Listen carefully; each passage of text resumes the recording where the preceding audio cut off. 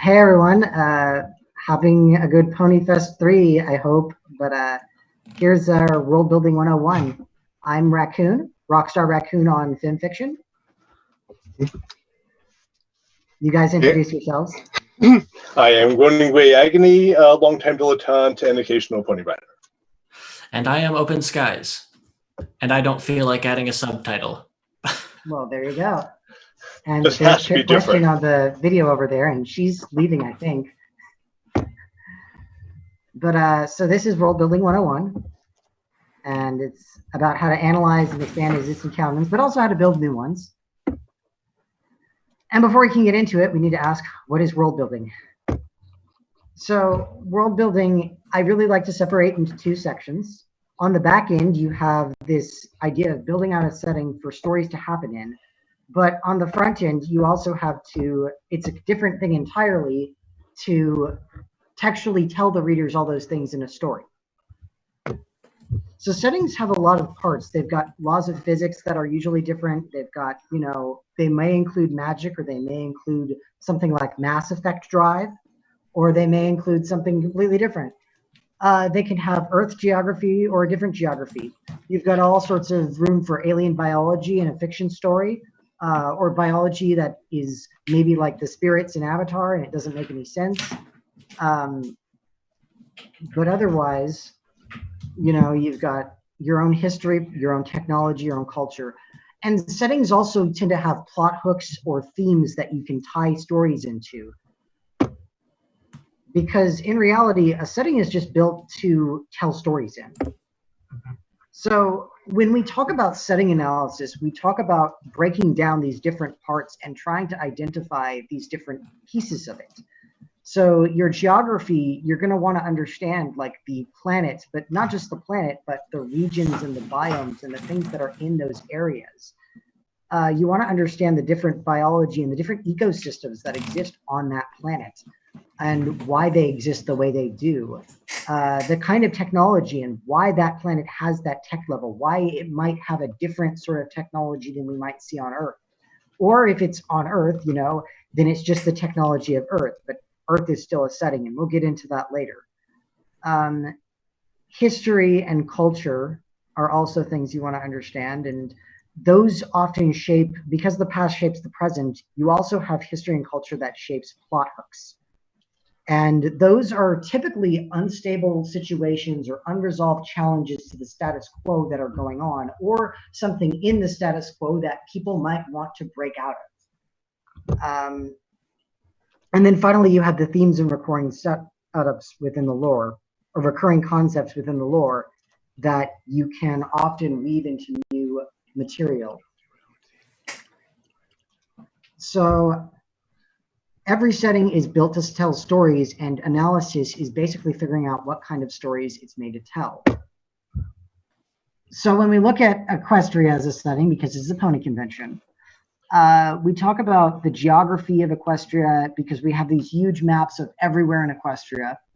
Equestria is a great setting to write in because you've got all these maps, you have whole books and whole wikis telling you all about the various different ponies and other races like griffins and dragons, and the animals that you find. They've got normal animals that don't act like normal animals, like bunnies and stuff, that seem to be able to understand the way that they talk. Or it might be that ponies in your view of Equestria are able to talk to normal birds, and they're just normal birds that can understand ponies. And then they've also got fantasy creatures, which it's been pointed out many times are basically out of the D&D Monster Manual. So their technology is a schizo-magitech type deal, where it seems to be they're in the industrial era, but magic has pushed forward, not only magic, but their culture and the way that they look at things has pushed forward technology. Like, it seems like they don't have gunpowder, but they have natural amenities like electricity. So their less warlike culture has led to them developing things that are more amenities. You've also got your history and culture, which you can get from the show and reading the wiki. You've got plot hooks like villains that are still running around. You've got dark magic that can create problems, this exploration of all these uncharted parts. And then you've just got this daily life stuff that goes on, these daily problems in Equestria, these just daily happenings, because the story doesn't really need to even be about a problem. It can just be about a thing that they're doing. Then finally, you've got your themes, and the themes of My Little Pony are, mainly friendship and magic and feminism, and sometimes you get stuff like you can get some that are like about animalism and stuff. I find those to be the more interesting ones, is the ones that can break out of those types of parts of the setting. There was a quote that someone on the Optimalverse server said a while back that I thought was a great quote about why Equestria is useful to write for as a setting. And the thing was, stories about ponies are stories about people. The one thing I've noticed about it, though, is that there are situations where if you pull the ponies out of it, if you make it just a story about humans on Earth, sometimes it loses something from not having the ponies there. But usually you can just write the story as if it's a story about normal people and then throw in ponies and it's interchangeable. But ponies can also add things. So anyways, do the two of you have anything to add? Gray, Open? Not right now. Let's keep moving. Yeah. All right. So in the audience chats, do you guys have any questions about setting theory before we start talking about the actual meat of this presentation? Is everyone following is the question.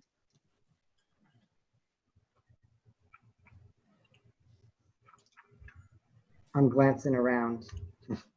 I'm not seeing anyone saying anything. All right. So I'm just going to assume that we're good. Someone says Teddy Roosevelt's.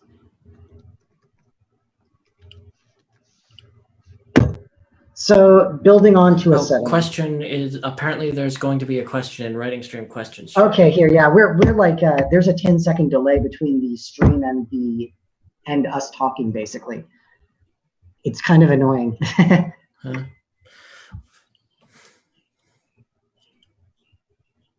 Venerable Row, what's your question?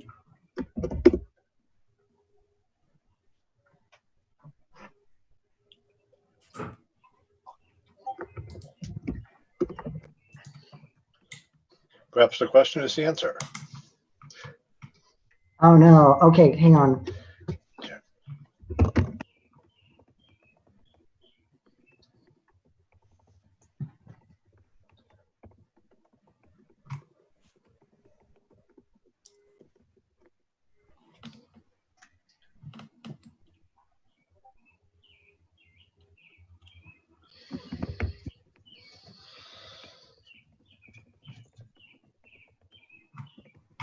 I'm in the back room trying to get them to get rid of that time limit.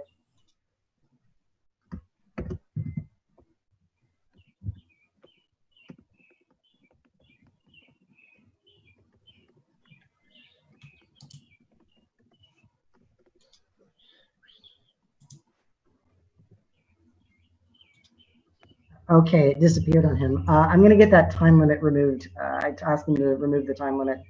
If they don't remove it, then we can use the audience room and just ignore this room for that.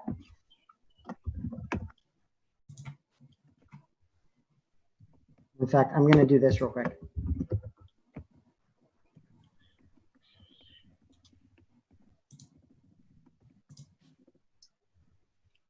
All right, so we're just going to watch the audience room. Nobody use the questions room because it's set up in a way that's not conducive to use for our uses. All right, so moving forward, building on to a setting. So obviously we have an existing setting here, or you might be developing your own setting that you've already got pieces of. So that's what this section is about. The first thing you need to understand about any setting is that it's a system where everything has been made to fit together. You know, even if things weren't planned to fit together, they usually do fit together in some way. And if done properly, well, they have to fit together because they're in the same setting.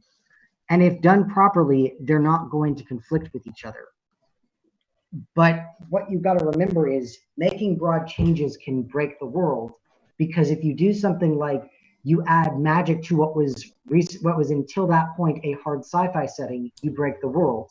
Or if you take something out, like if you take the ponies out of My Little Pony, it doesn't make sense why the people are all acting like horses. So internal consistency is the very important thing here.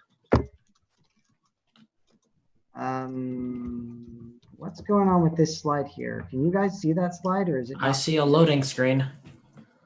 That is weird. What was the slide that was after that slide? I think it was one of yours. I think it was equilibria. Okay. Do you want to talk about equilibria, or do you want to see if it loads and go back? Can you try to go to the next slide and see if that makes it load? No, it's not. That's not working. I know, it's weird. Yeah. I can screenshot that and put it up in the chat or something. No, you got it. There we have the slide. Okay. Oh, that is weird. Thank you, Google. Look at the Great slide job. now. Anyways, equilibria. So imagine holding a blade of grass out sideways. The blade of grass droops, but why does it end up staying at a particular point? It's because it's an equilibria. You've got the weight of the blade of the grass pulling down, you've got the weight of the blade of grass being pulled down by gravity as one force. You've got the springiness of the blade of grass holding it up as the other. And the place where it settles is exactly where those two forces are in equilibrium. If they're out of equilibrium, something moves. If you push down on it, you add another force, you change the equilibrium, it moves. When you take that force away, it springs back up. If you drive the blade, the springiness changes and the equilibrium changes. Settings are composed of that as well. Characters have interests and they tug on the setting. Factions in politics and governments have interests and they tug on the way borders are drawn, on the culture, on the geology is an equilibria between the geological forces and miners terraforming, and there are also out-of-universe forces that are in equilibrium as well. The writers need to have particular plot hooks is a force that needs to be in equilibrium with everything else. Then the need to have interesting characters, to have conflicts, to bring across the themes. So, for instance, characters inside the world might want to make the world a better place, but the writer needs there to be conflict so they can't have actually made it a better place already. And there might be characters with different ideas of what making the world better looks like, and they will be pulling in different directions, and the way it actually moves and lies will be an equilibrium between those.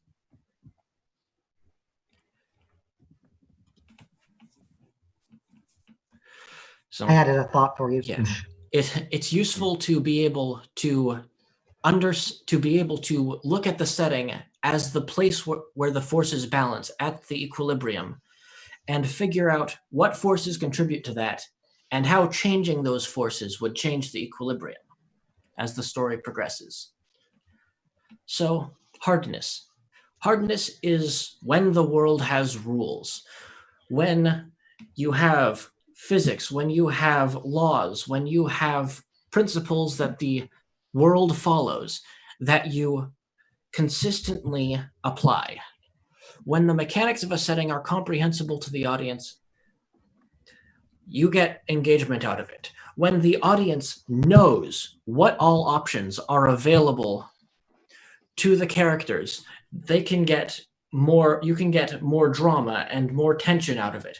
When the audience knows that there's no way for a character to randomly waltz in with a brand new spell that's never been mentioned up to this point, because this is a hard sci-fi story, and they're on a spaceship that got captured. Like A Sword into Darkness is a good example of that kind of hardness, because you know what the characters have at their disposal, and you can genuinely see just how hard the problems are, and that can really ratchet up the tension and get audience engagement, because the audiences can guess things and can understand things. So to do that, you need to take your premises seriously. You have story conceits because well, you're writing a story, not a history. There's something in the story that doesn't match the real world. There are people in there that aren't real people, that are doing things that real people aren't doing. You might have governments, you might have geography, biology, physics, but you need to take those seriously because every single one of those things has implications. It touches every part of the world, and you really need to take it seriously and see, hey, if I touch this one part of the world's mechanics, what broad and interesting implications does that have on the entire rest of the world? A is A. When you declare a rule, when you set a rule for yourself, you have to follow it. The way something works is the way it works always throughout the entire story. You can't have a spell work one way for the first half of the story and then work a different way for the second half of the story for no reason.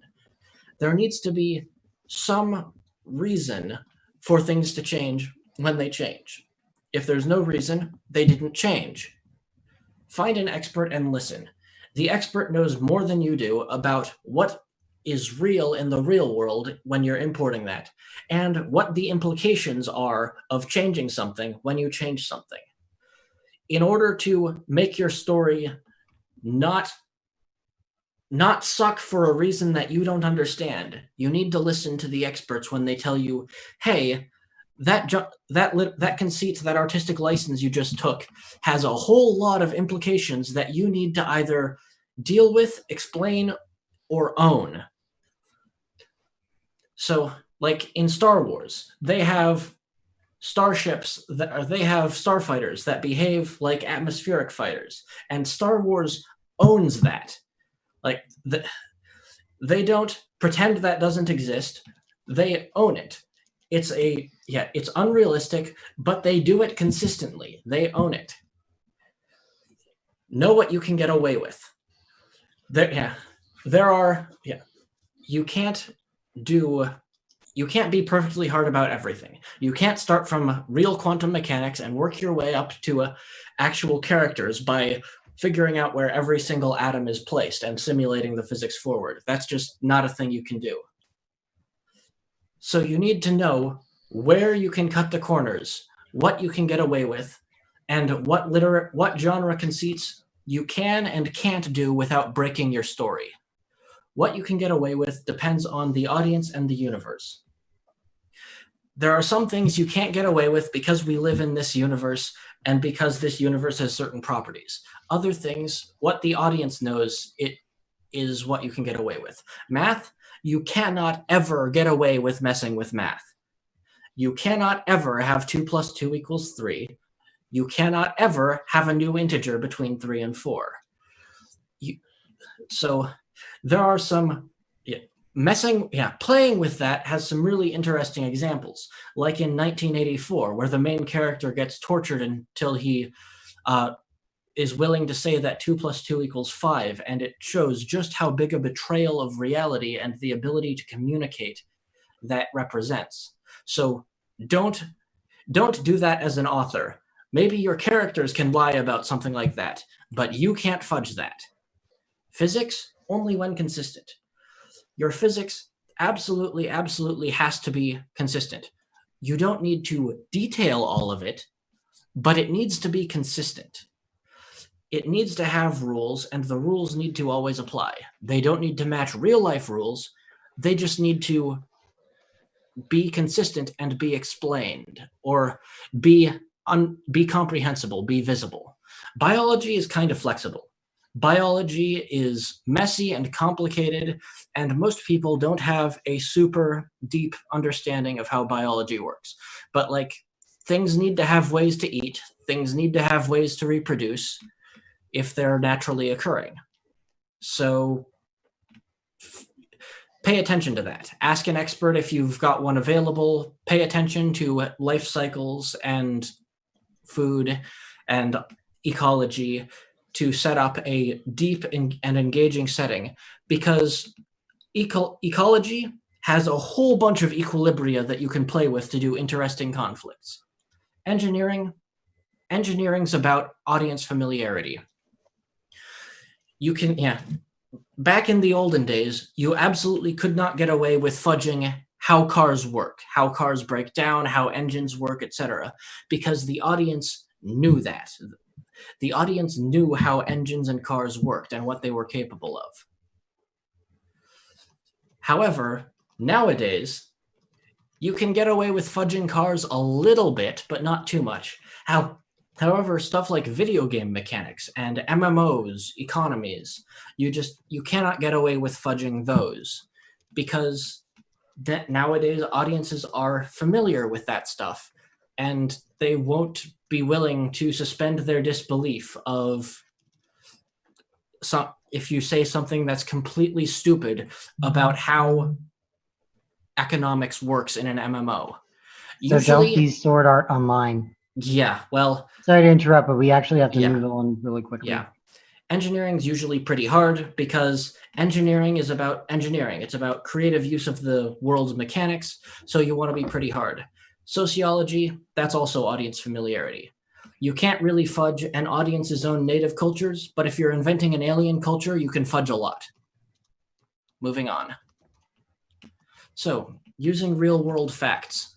Reality is an extremely well-developed setting. Your audience is already familiar with it because they're living in it. It's extremely detailed. There's a lot of really well-researched and well-thought-out resources about how ideas and physics and everything works in reality. So it's super easy to get very deep and detailed facts that the audience is familiar with by importing them from reality, because everything the audience already knows is something you don't need to explain. And looking at that picture, that's applying horseshoes, using something that looks like a dentist's chair adapted for equines in their natural posture. Stuff like that, importing from reality and looking where the consequences are. Okay, next. Real quick, Starry Skies has a question, was, what about setting aspects that intentionally don't work consistently? Say The Last Unicorn, where magic seems to work by intentionally changing rules for story purposes. I have two takes on that. One is that magic in The Last Unicorn does kind of work by a system that is reliable. The system that is reliable that it works on is that it does what it needs to do at the time. And living magic systems are really common. There's magic systems where the magic is actually not so much doing anything as it is perfectly aware of its own entity that is alive, and it can do things that go towards its own ends. On the flip side, sometimes what you're writing is a parable and you don't need to have a hard magic system, but that's the conceit of the story, is that whatever the magic system is, nobody understands and nobody can explain it, and you're not. But the conceit of that is you don't want to try and make it, like, you don't want to try and use it like a hard magic system where characters are actually using it for all sorts of things, or where it's this highly useful magic. If it's not useful to the main characters, if it's just doing things in the background the whole time or making these situations happen, then you can usually get away with it. And that's where you need to know what the implications are so you can own it comes in. If you're making them so that the magic is animistic and has its own opinions, its thoughts and feelings and beliefs, it's its own character, and it should be a consistent character. And you need to own it having different effects over time. Gray, did you have anything to say on that question? One moment. Essentially, when you're chaotic in one area, it helps to be solid in another area. If you're going to have a magic thing that intentionally induces chaos in the show, you get a lot more contrast out of that if you've been consistent in other areas. So that's where having a solid world, if the whole world is chaos, you basically have a Looney Tunes cartoon. And that may be fine for a one-off piece, but if you're doing a continuing line of a story, you need some sort of precedent, something for everything to hang on to. So establishing a firm background is the best way to highlight the unnaturalness of the chaos that is going to have, or to highlight the inconsistency of whatever the other element you want to introduce that is going to be chaotic or inconsistent. So one last hot take from me before we move on. I would say that magic, the weirder it is, the more butt pulley it is, you know, where it's just being pulled out of your butt with just random stuff happening, the less useful as a tool you want to make it to both the heroes and the villains or any characters. Mm-hmm. It needs to be harder if they're actually using it as a tool, but if it's just like there are magical things that are magic in this setting, that should be fine on some level. So to finish the last 2 points on this slide, reality is a great setting because it already has a complete set of facts and ideas. It's already a working system, and remember, settings are systems. So you can avoid having that problem of things that conflict when you pull things from reality. So like in this picture, I believe the story that I found this picture on was the one where she gets horseshoes, and it's so that she doesn't hurt her hooves while she's bucking apples. And that is what real world horseshoes are for, is so that horses don't hurt their hooves on hard ground. So Groaning Grey Agony has the next slide. Yes. Okay. This is about knowing the sources to the show. Now, the show scriptwriters went to very basic sources in Western culture for a lot of this. We're all familiar with the elements of such as Tartarus, Cerberus has shown up. They drew heavily on Greek mythology for a lot of the monsters and presence. There's nothing that stops you from doing the same thing, because it's one thing to draw from physics, from history, and all these are very good things. But if you also draw from mythology, it helps to maintain consistency with mythological concepts, and you can extend this to your advantage. Obviously, the show is not using all of Greek mythology, but they picked some of the more enduring concepts that have worked into Western culture. These are obviously things that people can seize upon, and assuming, of course, a Western audience, most people are going to be readily able to seize upon these things. You can do this to your advantage, and you also have a wide body of mythology that already exists. You just do a little more research than the average person. You can push that myth out, take part of that myth and own it for yourself, and pull that into your story. That gives you another great way to expand the richness of your world. Apart from the hardness of dealing with physics and mathematics, there's sort of a hardness to the way the gods behave in mythology. You obviously have to pull a limit. You don't necessarily want to pull like Zeus and Athena bodily into the world of My Little Pony, but other mythological elements you may find can very easily slot into things, and with just a little bit of effort.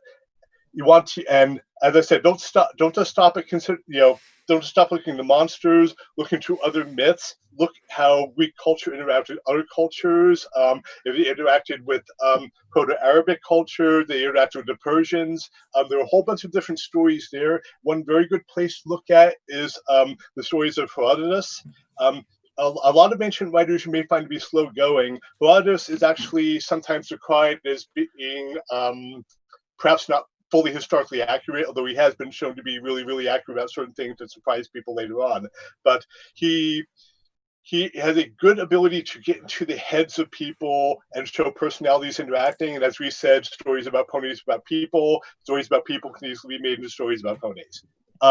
So let's see the slide.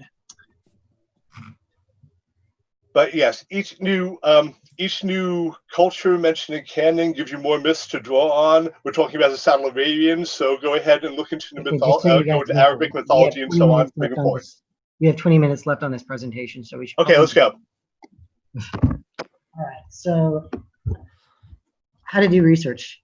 When you're researching, the times you want to research are when you need to use a concept that you don't understand, because there's a real world concept that you don't understand and you're referencing that. Because you don't want to do something that people who know that concept are going to be confused by or are going to call out.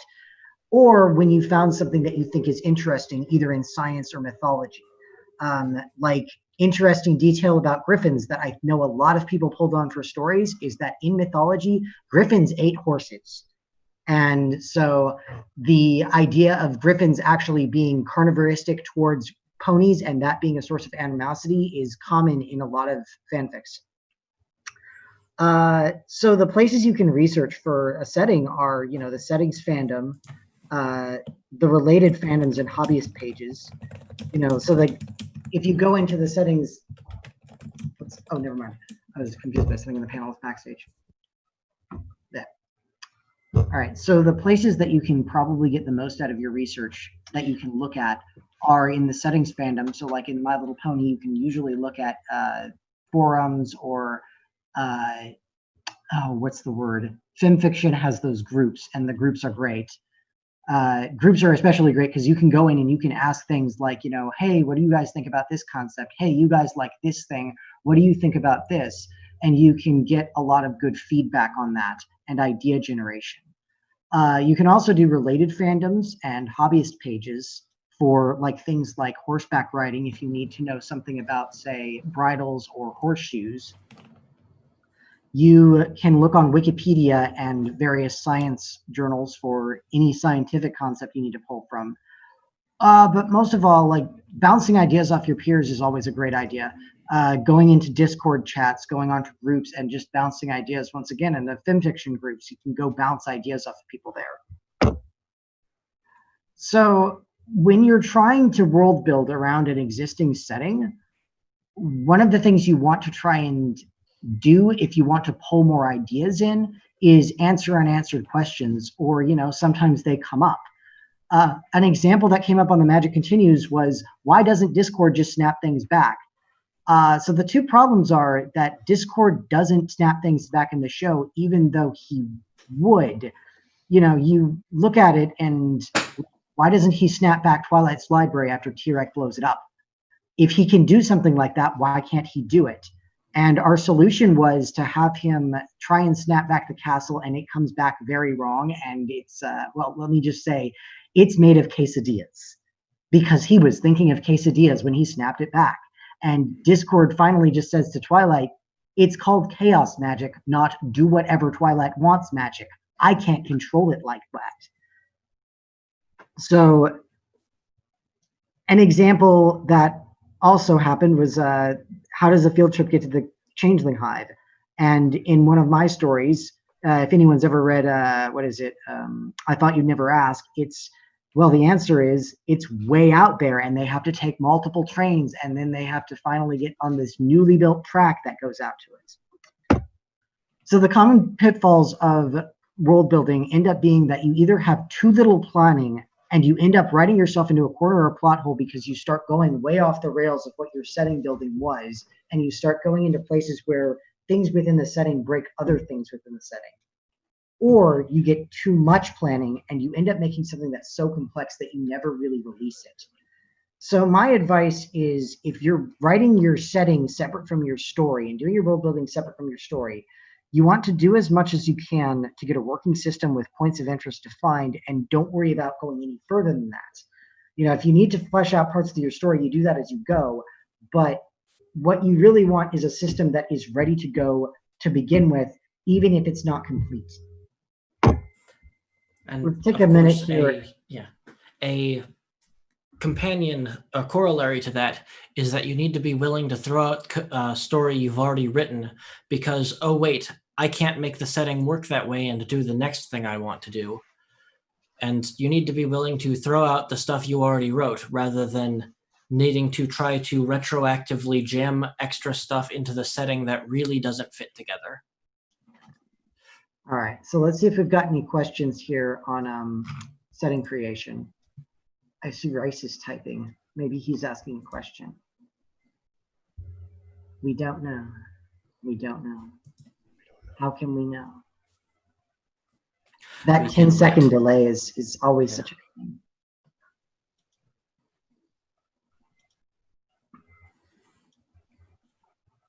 So we're just waiting for questions, just hanging around. Groaning Grey Agony, did you have anything else to say on the? Oh, here's a question. When do you know you have enough research? You never have enough research is the most technical answer to that, because there's always more stuff that you could get into. But I would say when you have something to back up everything that you're saying, it's good. If you're referencing something that's from the real world or something that is a real world concept, and you don't know whether or not that's true, you're probably going to have a problem. If you're referencing mythology and you don't understand the mythology itself that you're referencing, you're going to have a problem. Anyone else have anything quick to say on it? Keeping in mind we only have 15 minutes left. Yeah. Well, research is a good thing, and like you'll never know when you have enough research, but you can know when you don't have enough.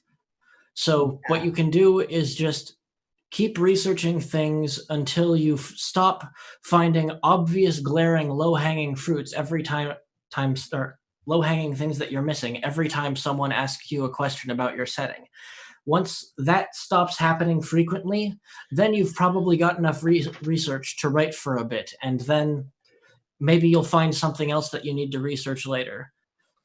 You can't know you've done enough research, but you can know you haven't done enough. Yeah, well, I might also add that it's a question of knowing also your audience.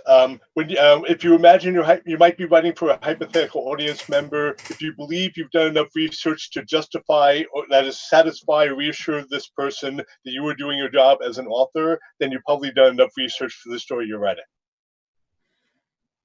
So thoughts on ponies? Don't get carried away with research, and that I think is another thing to just take home on that, and then we'll move on to the next question. Is just don't be researching constantly. Eventually, you have to sit down and make a plan and write it out. But if you're really unsure about something, it's all about confidence. Research is about building your confidence in what you're saying, and if you're really remember to calibrate your confidence by checking stuff. Yeah. Okay. Venerable Rose says thoughts on ponies being their own thing rather than fuzzy-shaped humans. Yeah, I like that idea that ponies are their own thing. It's very important to look at how pony culture isn't human culture. They're not humans in pony-shaped suits. They have different social norms. They have different biologies that's shaped different social norms, that's shaped cultures, that et cetera, et cetera. So yes, ponies being their own thing rather than fuzzy pony-shaped humans is, in my opinion, an important thing to own in the genre, because if you take pony out of pony, then it's not really pony anymore. Yeah. Gray, do you have anything to add? Not present.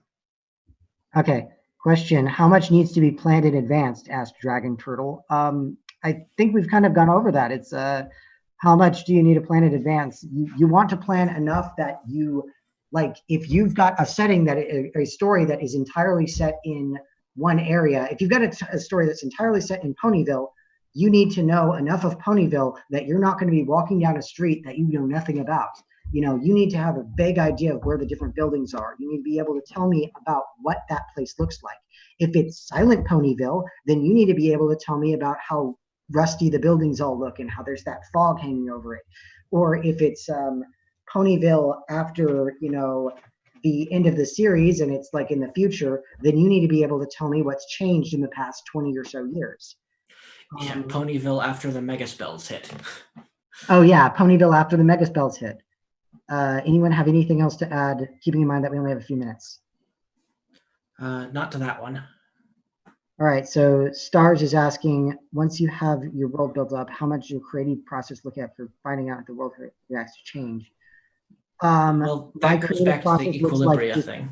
Yeah, the equilibria thing. And also, I just think, you know, what are the different cultures involved? And I just sort of think about like playing a big game of like high fidelity civilization and just banging them together. Like, you know, in my main setting, I basically, in the setting that I'm writing my novels in, it's the big thing that sparks off a war that's not until much later in the novels is that in one of the early novels, they get a cannon and they've developed gunpowder.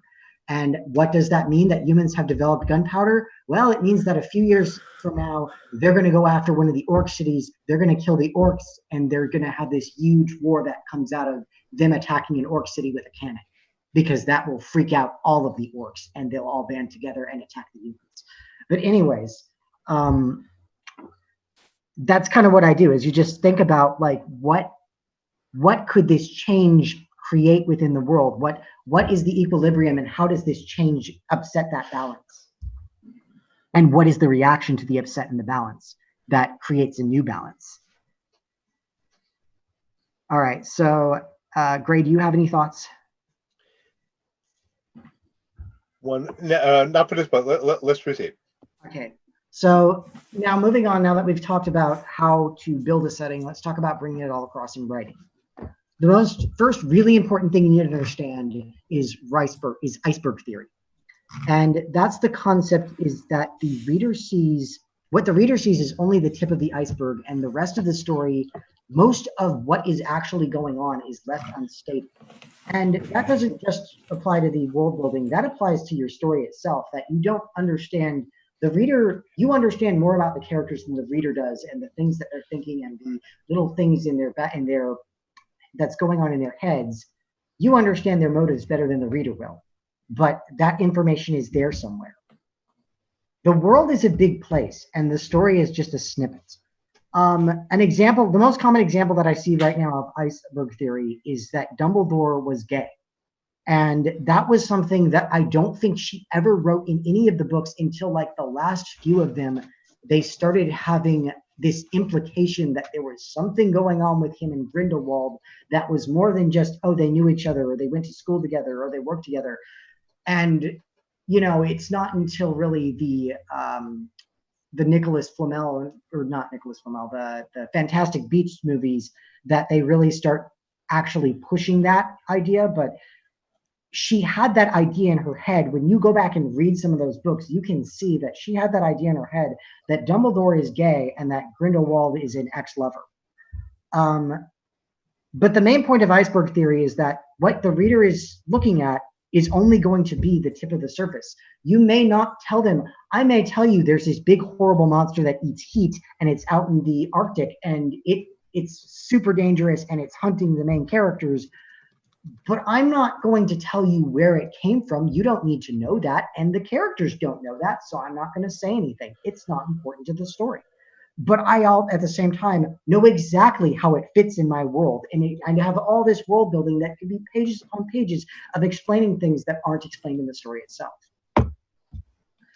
So when you're writing world building organically, you need to, it's really about trying to make it come across in a way that isn't just you rambling on. The lowest level of explaining things is through narration. If I just start telling you what Ponyville looks like or what Canterlot looks like, that it's just these big ivory towers and they're made out of marble and they've got these golden trim all over them, you know, that's me telling you. And I can tell you like visuals like that because characters aren't going to describe them. But at some point, if I'm going to talk about the history and culture of Canterlot or things that are going on in it, I should be describing it in terms of dialogue. Because characters are going to talk about like, oh, did you hear what Blue Blood did the other day? Oh, yeah, he's terrible and he's in so much trouble. Or, you know, oh, did you hear that the castle was destroyed? Oh, yeah, everybody saw it. But then there's also, you know, on the top level, you don't want to go on too long in dialogue because nobody actually goes into intense detail about real life. The top level is you making details come across through the story itself.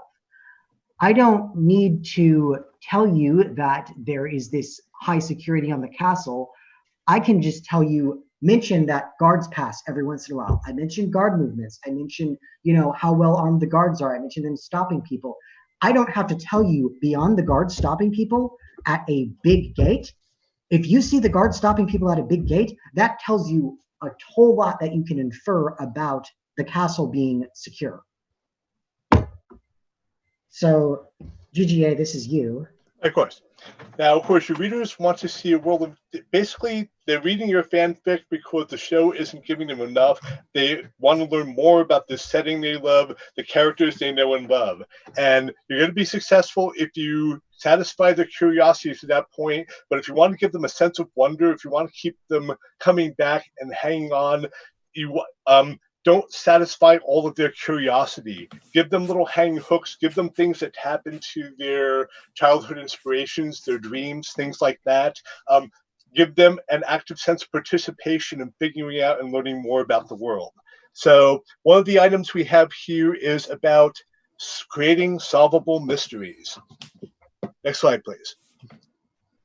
Okay, so one way to do this is to figure a logical consequence of your world building. If you've done enough research, or if you've just done enough looking into the background, you should be able to find some angle for which something to your average person on the street would look pretty weird. Describe the thing happening, but don't explain why it is happening. That's critical. For instance, in my story, River Dream, I have a scene which is set in a Ponyville that's about 100 years before the events of the show start. And there's definitely a sense of the town is being built up, and I'd never explicitly say it's a Ponyville, but it's very heavily implied. And then at one point, the characters encounter a unicorn. He's out in the field. He's dug a hole. They takes a book out of a bucket of water. He puts it in the hole, and he buries that book. What is he doing? And I never tell them exactly what he is doing. I just have the unicorn make this cryptic comment about how knowledge is a fruitful seed. Well, some readers did figure it out. He's planting the library tree. And it's that moment of piercing insight where they feel, oh, I found this weird thing going on. Suddenly they have the fridge moment. Oh!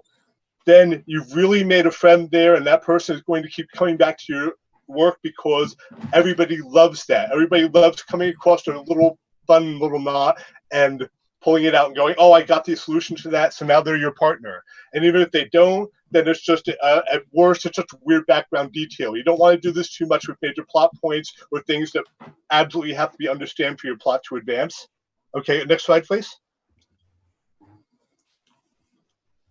Right, and the other thing is, when you have come up with an answer for this, for your fridge mystery, don't be too quick to tell them they are right when they get it right. Because in the process of discussing it, they may well give you a bunch of ideas that you, oh, that's better than my idea. Take that football and run with it, that comes up for you. And again, don't get too hung up on the mystery. If they don't get this one, maybe it's just not the right mystery for your audience. Go ahead and build other ones in. You can't build in too, I mean, you don't want to obstruct the flow of the story. Is that an alert for time or? No, Yeah. keep going. Okay. All right, very good. Yeah, as I said, and my own personal approach is following Hodgson's rule from Mystery Science Theater, don't ask who's going to get this. The right people will get this. If you're trying to build up a sense of mystery and just have a feeling of a rich world, more details will always help. Just expand the background, let people find what they may. Okay, next slide. Done. Okay, here's some just general advice. Be careful after you do all your research. There's a tendency to info dump, and you've done the research, you want to share it with people, you want to share some of the fruits of your learning, but that's not what your job is. Your job is to make an entertaining story, so always be conscious you have to take this research you've done and distill it down to something the reader will find palatable. And again, dealing all your cards out at once gives you a reserve to do, it gives you more flexible reserve going forward. Oh, I wanted to do something different to plot. It's a good thing I didn't spell everything out back here, because now I can say it's this instead. The research is there to back you up if you need it, but you do not need to share all of this with your readers. The other thing is, you may not, in some fiction story, you may not have enough research. There are certain ways you can, quote, fake it. One way is, as we talk about, instead of diving deep into the details, you show the effects it's having. Instead of going into deep details about how your hyperdrive works, you decide it has some sort of effect, like a drawing from Turkey City Lexicon, for instance. Like maybe the hyperdrive has the effect of showing people flashes of their past lives when it works. Like, don't go into details of how it works, but show its effects on society, show its effects on the people who have to use it, and extrapolate from there. Building up, when you build that up in the fabric of society, people may be so interested in the reaction to how people are dealing with it that they really get into deep in the nuts and bolts of how it works. You're probably not going to design a working hyperdrive yourself unless you're a very, very special person who should be doing that instead of being MLP. And then also, and generally just speaking about evoking the sense of wonder, again, just building up a sense of trails, fruitful trails to think about. You don't necessarily have to deliver on all of these, but whenever you introduce an element or setting, think about its future history and its past history. What has happened in the past is going to have a social effect on the society around it. build that into the characters and make sure the characters reflect that. And then going forward, there are always logical consequences of things. And it's really common in a story to say, well, here's this MacGuffin is doing something. And then you don't figure out, well, if this MacGuffin did this, then they would be able to do this and this. Why aren't they doing that? Well, in a natural society, yes, they will be intelligent enough, and maybe it would break the story in order to let them do all this stuff. But this is really common in science fiction, to introduce a society breaking change, and then it never actually breaks society. Well, the story of society breaking may be a very, very interesting story, and if that's where your story seems to be leading, maybe you should be pursuing that. Okay, I think that's what I have to say about this topic. All right. Open Skies, do you have anything to say about that last bit? Well, yeah, it's equilibria again. Broad society sweeping changes are just alterations in the equilibria, and looking at it from that perspective, you can have society be breaking and rebuilt off screen, and you can just skip to what the changed thing looks like because your viewpoint characters were doing something else at the time. And then you've got a huge, deep, rich world of what all happened off screen and how the effects of the character's actions had broad, wide-reaching effects. And you don't have to actually go through and simulate all of those effects because you know where the equilibrium lies, and you can just show that interacting with the world. Right. And yes, like how it's an at iceberg. The characters do something in a town and they leave, and then they come back later and the town is better or worse because of what they did, because of some domino effect that we don't really need to know the details of. They just made things better with their presence. Once again, that's Iceberg Theory. So the thing that he was talking about, the solvable mysteries are also called fridge brilliance in the more extreme sense, where, fridge brilliance refers to a form of solvable mystery that is just so nuts, but you realize it like a week later. You're just sitting there and you're like thinking about it as you're in the fridge late at night, and then you suddenly realize, oh wait, that was that. Oh wait, the season 4 premiere explains how Celestia knew that Twilight could wield the elements of harmony in the first episode, because Twilight's cutie mark is the exact same symbol as the Tree of Harmony. Twilight's actual talent, as displayed by her cutie mark, is specifically harmony. She has specifically been marked by the Tree of Harmony, that it is her, that she's the avatar or whatever. So, questions about the setting writing. What if you want to change something partway through writing the story because you've realized it works better that way? Well, there's another question before that one. Yes, but that's just a list of examples, and I want to tackle this one first. Okay. So, well, it's hardness and consistency. You either need to figure out how to alter it in such a way that the stuff you've already written still fits, and there's a in-universe explanation for any inconsistencies or changes that happen, or you need to go back and rewrite some of the stuff you've already written to fit into the new system. Because having two incompatible systems in the same story without doing any thought to unify them is going to cause some unfortunate downstream consequences. And a lot of the time, it's not going to be a huge rewrite because, well, you were presumably planning ahead. You realized it works better a different way, and that's only a single change in a vast number of axes that are all in equilibrium. And it'll shift a few other things as consequences, but if you were doing what we were talking about here with the iceberg, it doesn't require rewriting everything. It can be surgical rewrites to change specific facts to fit the new way the setting works. Right, and I'll say, the first thing I'll say is, one, if you're doing the 5 steps thing that I always talk about, your first and second step, ideation and outlining, should be where you start catching these things. So if you're doing your outlining properly, you should be still in outlining where it's really easy to go back and change details when you run into setting building problems. But the other thing is, don't be afraid to change your setting. But also realize that if you've made a system that works with things on top of each other that are all working together, then you've likely got this problem that will come up if you change them. And so you need to like make sure your equations and everything, you know, think of it like a big equation and make sure that all the variables still work when you change one variable, that you're not changing a bunch of others. And some things it's less than others. Like if you're changing some obscure part of one race's anatomy, then usually you can get away with something like that. If you're changing the fundamental nature of how mages get their magic, that can be a very major change to your setting. But Gray, did you have anything to say on this one? No, present. Please go on. All right. So Rice was asking, do you have any example of writing world building organically in some FimFix? Honestly, everything I write. Let's see if I can think of a really good example of organic world building. You know, the story One Last Quest came up in that one panel at the last PonyFest.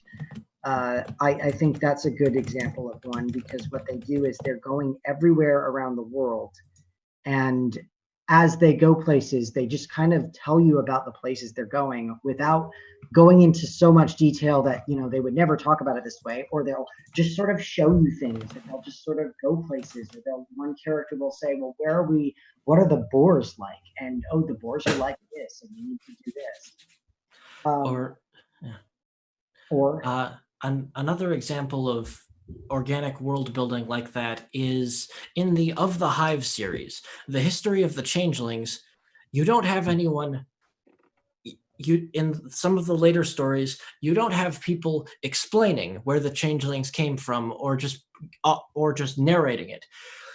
Twilight Sparkle goes on an archaeological expedition to historical ruins that are important to changeling history, and actually figures out stuff about the history with the audience and so that is really organic world building there. There are a lot of other problems with that story series, but it does some really nice organic world building there.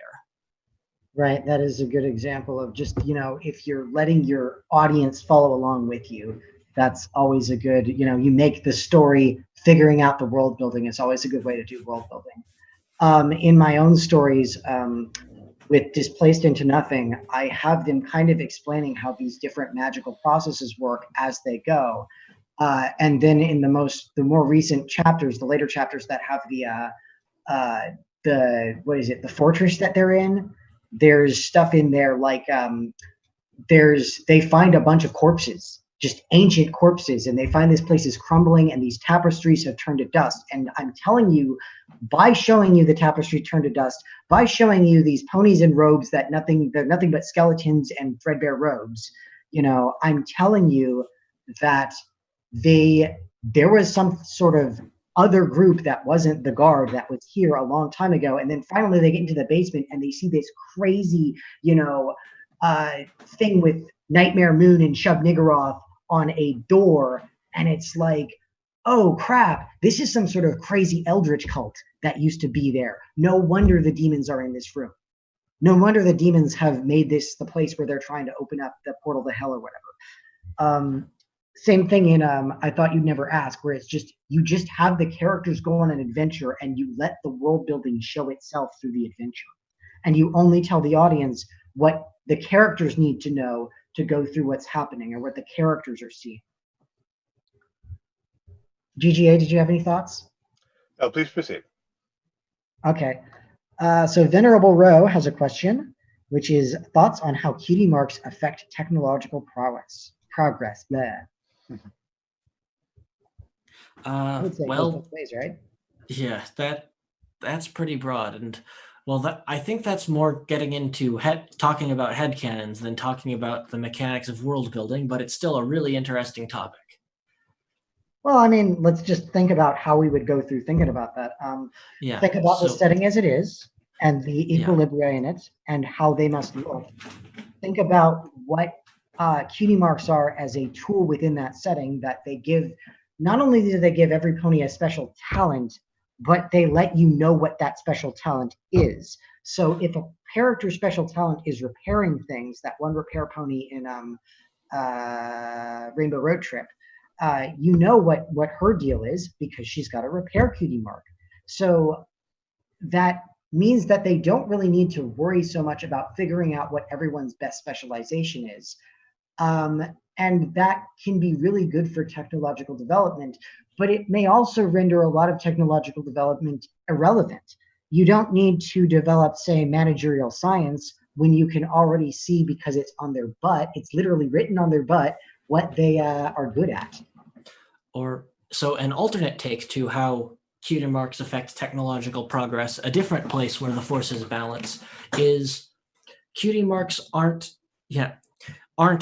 supernatural skill at a particular single thing. Cutie marks control are a tool for controlling the technological progress and making it more predictable.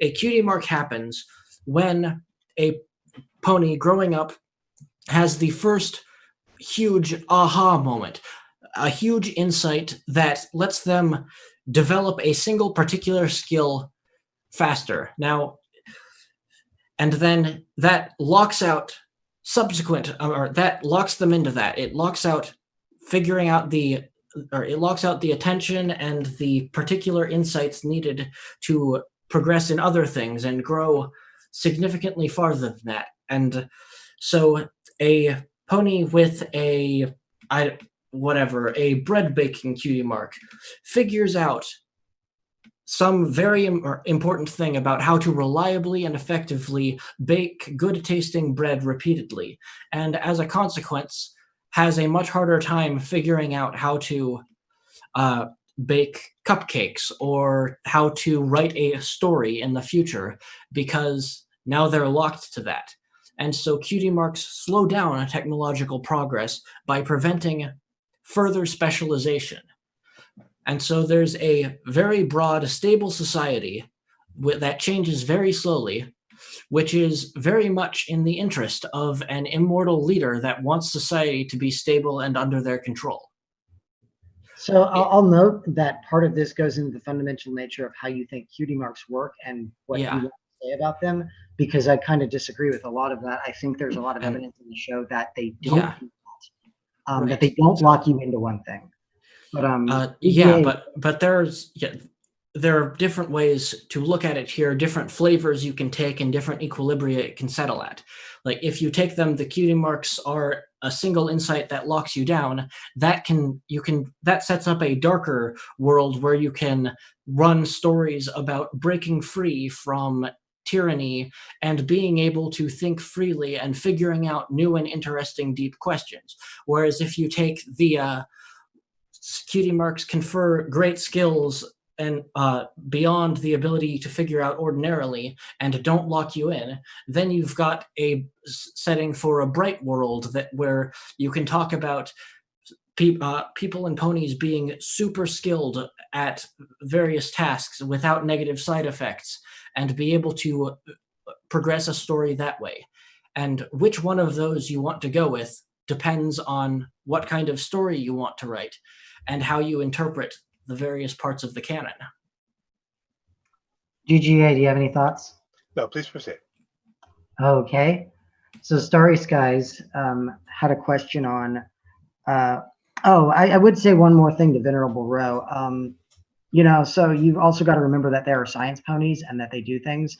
I sort of have the idea in my head that the harmony, that force of harmony that they have around them is actually what's giving them the cutie marks, and it's like sort of a gift, and it's actually giving them the cutie marks in an attempt to maintain that harmony, because like he just said, the society is a lot more stable if you've got this mark on everyone's butt that tells you what they're good at. So I would point that out, that is a stabilizing factor, and that seems to be the purpose of them is harmony. So Starry Skies is asking, are there any recommendations for world building in things like shared settings? Friendship is Optimal springs to mind, or if you're trying to write in a shared playground with one or two other people. Well, the first answer, because I've worked on quite a few of those, Friendship is Optimal is a great example because it's, of course, got a few different solutions to that.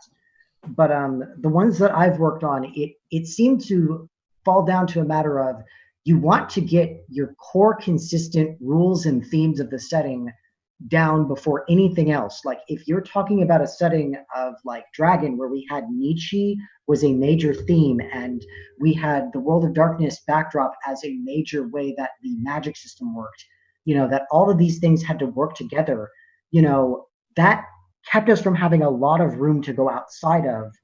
That created a space that we couldn't go outside of very far in what we were writing about. And so that level of restraint, that level of agreed upon rules right at the beginning is really important. Yeah, know your themes, know your moods.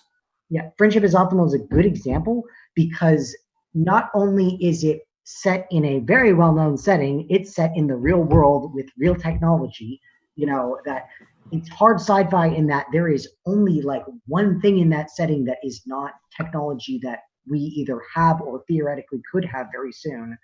Celeste AI. And I mean, that is what she is. She's technology we could have very soon, is the point of the story. But Friendship is Optimal, everything is logical. There are stories in Friendship is Optimal that I think, don't really fit with the canon of what it is, because they have Celestia doing things that, the AI would not do this. The AI would not feel this way. The AI would not make this decision. But there's also settings where it works perfectly, or where they take a different route on it, or, where Celestia creates some new technology and it does something interesting. And the way that Friendship is Optimal, the FIO community sort of deals with it, when it does deal with it, is that the group itself has a folder for canon compatible and a folder for non-canon compatible ones. And there is an issue with stuff like, people putting things that really aren't compatible with the canon in the canon compatible one, and people thinking, oh, well, I deviate somewhat, so I'm going to put it in the non-canon compatible one. And then you've got ones that are closer to the original in the non-canon and that are further from it in the canon. But the main point is that the reason it works so well as a shared playground is that it has this community that is willing to give you information on it, and like in the Discord and all that. And it also has a setting that we all are constrained to, that we all know what it is, and we have characters that we all know how Celestia is supposed to behave. She satisfies values through friendship and pony, and she does nothing else. What were you going to say, Open Skies? Yeah, well, everyone knowing how the characters behave is a bit of an exaggeration. It's really hard for a lot of people to actually get their heads around how the AI works and actually satisfies values through friendship and ponies rather than anything else. So, and that's just know your mood and themes. And if you're working with other people, communication is important, and not unilaterally throwing away huge parts of the setting. Like if you accidentally write something that's setting incompatible and someone calls you on it, you need to not be, oh, well, I still kind of like it. You need to be, oh, right, shoot, that's not setting compatible. Okay, I kind of like this part of it, but how can we actually do this without breaking the setting? You need to be willing to go back on something you've already written because someone else pointed out some way it conflicted with a piece of the setting or someone else's writing that you didn't think of in the first place. And that takes a matter of respect and trust, and being willing to sit down and adhere to the rules of a setting that you set out. It can be challenging. Yep. GGA, I'm sure you have thoughts on this one. I mean, we're all from FIO. That's where we know each other from, is Optimalverse, just for the audience members. Yeah, of course. The main things, I mean, you and Open Skies have already pretty much covered things. I will only just reiterate that if you're doing this with multiple people, it really is going to be successful if everybody is bringing something different to the table. and you are smart enough to say, well, you're really good at X, please do the X. Like one person might be really into doing research, one person might be more of a poetic describer, just figuring out who is best at what and organizing things that each of you are playing to your strengths. That's the best. If each of you are playing to your strengths, then you will probably wind up with a strong story in the consequence. Yeah, and then listen to the expert. If you ask someone to do something because that's their strength, and then they tell you, "Hey, you've kind of messed up this thing that you asked me to be the specialist on," you need to listen to them, and you need to be willing to kill your children. Yeah, that's a good way to describe it. Yeah, it's from engineering. That's a thing that's a saying that's existed for a while. When you work on an idea for a while, it feels you invest a part of yourself into it, and it feels almost like a child. But you need to be willing to kill your children. You need to be willing to stop working on the idea to say, okay, that wasn't a good idea. Let's try something else at a moment's notice. As soon as you can start seeing, okay, there are problems with it, you need to stop insisting on doing it and kill the child. So just a little side note, because I don't want to get into it, but Midnight Blue, unless someone else does, Midnight Blue is asking about Cthulhu Mythos and Conan the Barbarian. I would call those mediocre as developed settings because as far as I can tell, they don't have, like the Cthulhu Mythos is deep and broad, but it's not always internally consistent, nor does it always really tell you what's going on. Yeah, and same with Conan, it has a lot of weird, self-contradictory things. But I mean, if you're looking for a setting to write in and you understand them and you can make them work, then more power to you. And the Cthulhu mythos is really interesting looking at it from the perspective of how the creator interacted with it and how it reflects the creator's perspective.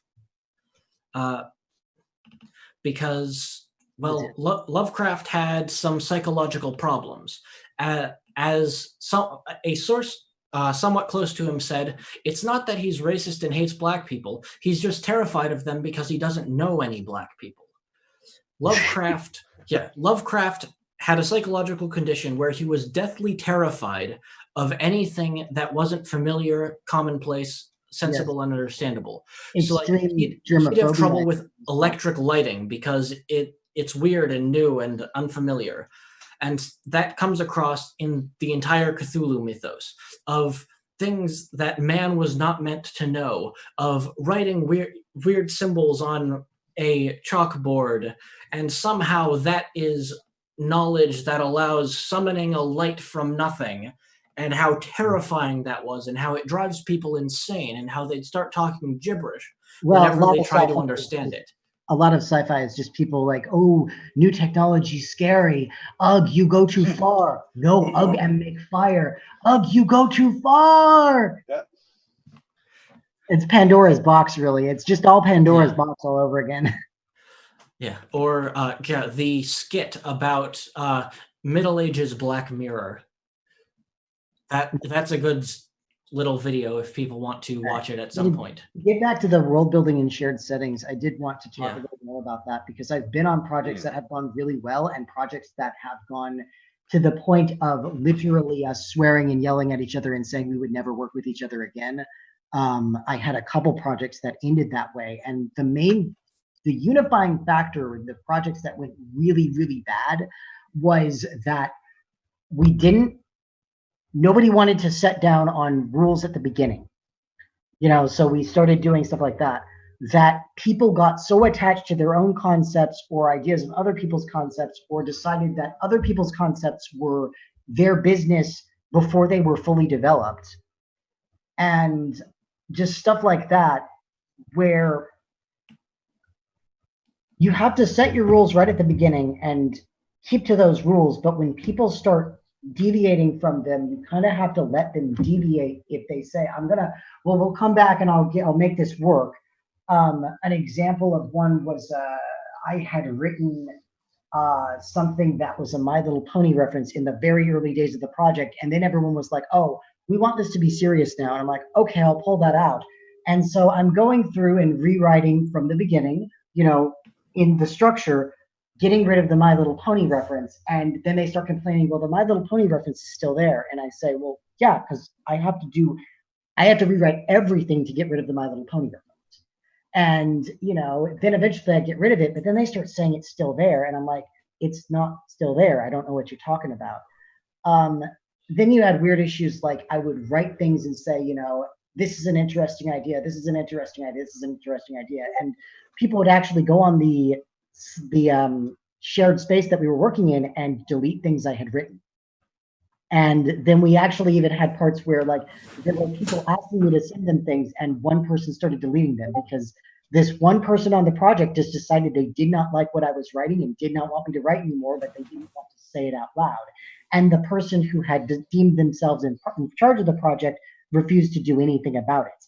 So I just left the project eventually because it was like, what am I even doing here? I don't get to, even when people want me to do things, I don't get to do them. And there was another project that was similar that was, there was no unified agreement at the beginning. And so it just kind of fell apart when people were writing things that were completely contradictory and nobody wanted to budge on them and no one would be able to do it. And I couldn't work out between the two people that were having the biggest fight, the resolution. So they just split into two other projects. And those projects fizzled out because they were just messy to begin with. But that's really the issue, is just the team unity needs to be a thing that you work on from the very beginning and not something that you start thinking of an aftermath.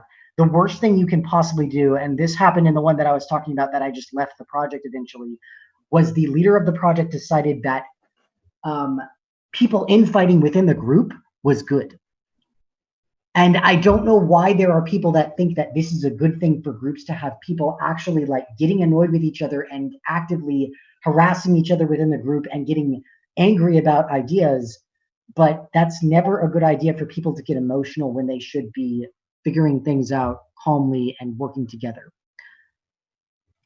By the way, guys, we've got 5 minutes left. All right. So last couple of questions, I guess. I don't know that there's any more questions. Is there any more things that you guys want to talk about in these last 5 minutes?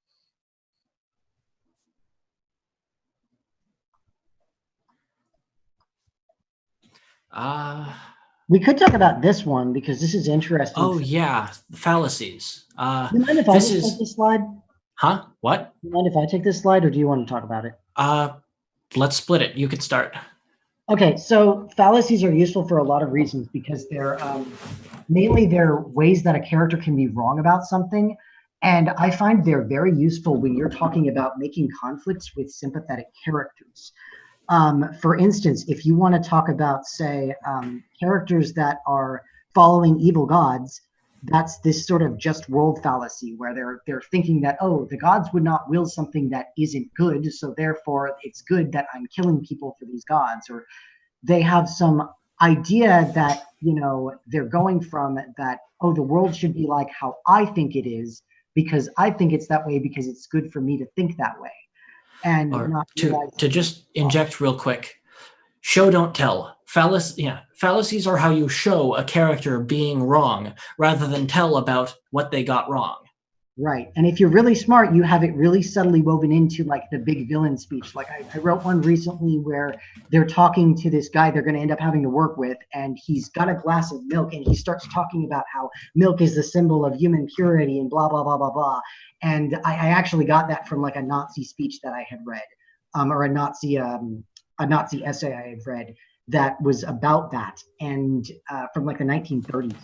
And it was interesting because you can kind of see the edges of where his fallacies are, where it's slipping apart, what he's claiming about why all these evil things that he's doing are right.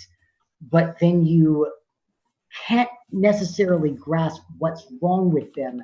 You just know there's something wrong with them, not just because of where they lead, but because of where is he getting some of these ideas? I don't know.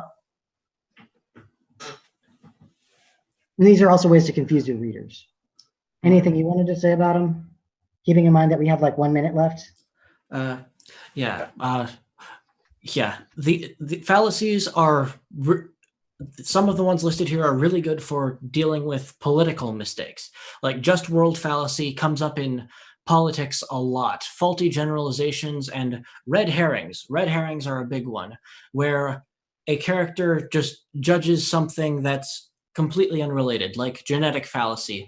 Oh, hey, yeah, you're a commoner peasant from a village with a poor family. How could you possibly be the chosen hero? How could you possibly be right about the incoming end of the world? Stuff like that. They're fallacies for a reason, because people naturally fall into them easily. They're understandable, they're sympathetic, and they're really good ways to make things go wrong. And that's not just on a character-to-character level. Entire political factions can have these fallacies. Entire governments can have these fallacies.